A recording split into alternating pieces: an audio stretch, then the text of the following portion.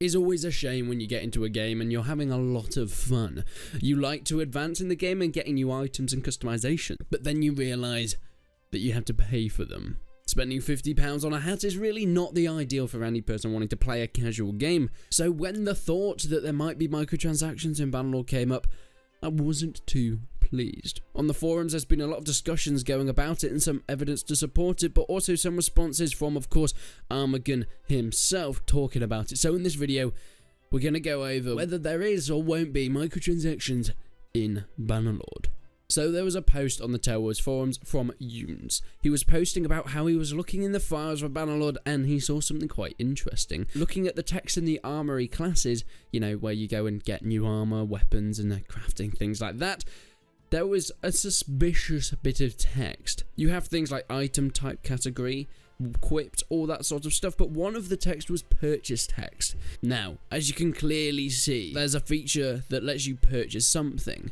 Now, granted, this could be something purchased in the game, but this is more of the armory class skins, and it's looking that this is actually more of a microtransaction purchase sort of thing. Furthermore, there might be evidence that this is just in-game items, but the next screenshot shown by this guy, who obviously knows a lot more about coding than I do, is showing this next bit of code called skins. Now, this is not actually a part of an asset or something in the game. This is a button where you can go to somewhere in the armory or lobby, maybe to even purchase skins. Now, a point was made in the thread that in the actual beta, there's a few tabs at the top. You have matchmaking, armory, homes, custom server, and then one was locked, and it's speculated that this could be the locked bit for a store. And to back this up, this is some more code that was found.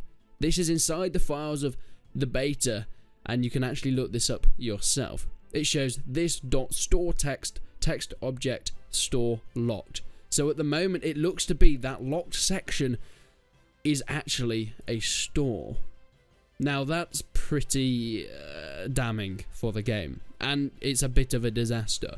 Microtransactions in games have never worked out very well, and they've always been pretty badly implemented. Of course, Bannerlord could do something about it, and we'll get onto a little bit later about Bannerlord's response and taleworlds' response to this, and what they're really going to be doing with it, and whether it's going to be a big part of the game. Now, we've seen the evidence. We've seen the screenshots and the locked store section of the Bannerlord beta.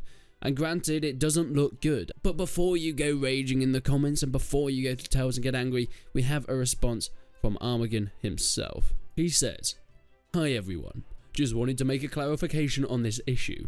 Microtransactions are not something we are actively working on at the moment.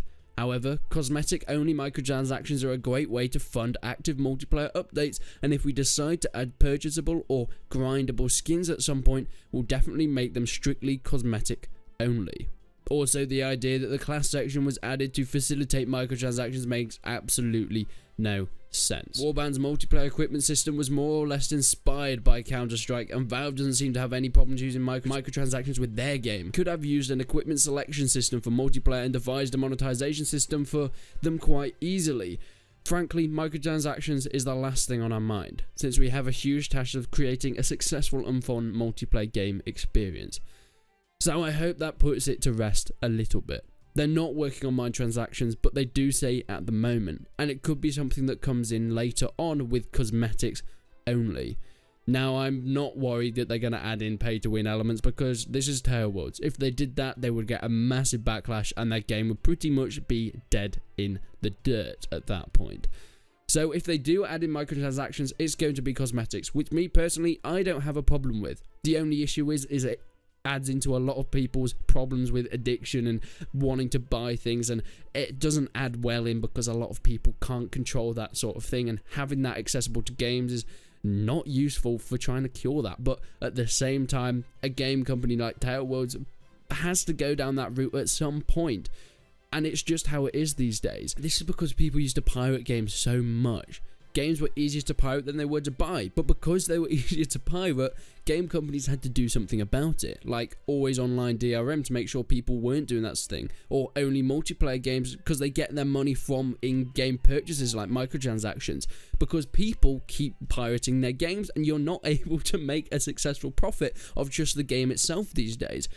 And granted, it's not ideal, but but it is down to people like us that play the games. We bought it on ourselves, and I'm not that happy with how it is in most games, and I think it's completely disgusting how it's done in most games. So I hope that taleworlds can do it properly. And if they don't, I'll be the first one to call them out. But if it's done properly, if it does come in eventually, then I'll be very, very happy about it. But at the moment, it's not something we have to worry about. It could be a possibility, but it looks like they don't really care about that sort of thing at the moment. They just want to make a great game as we expected from the start.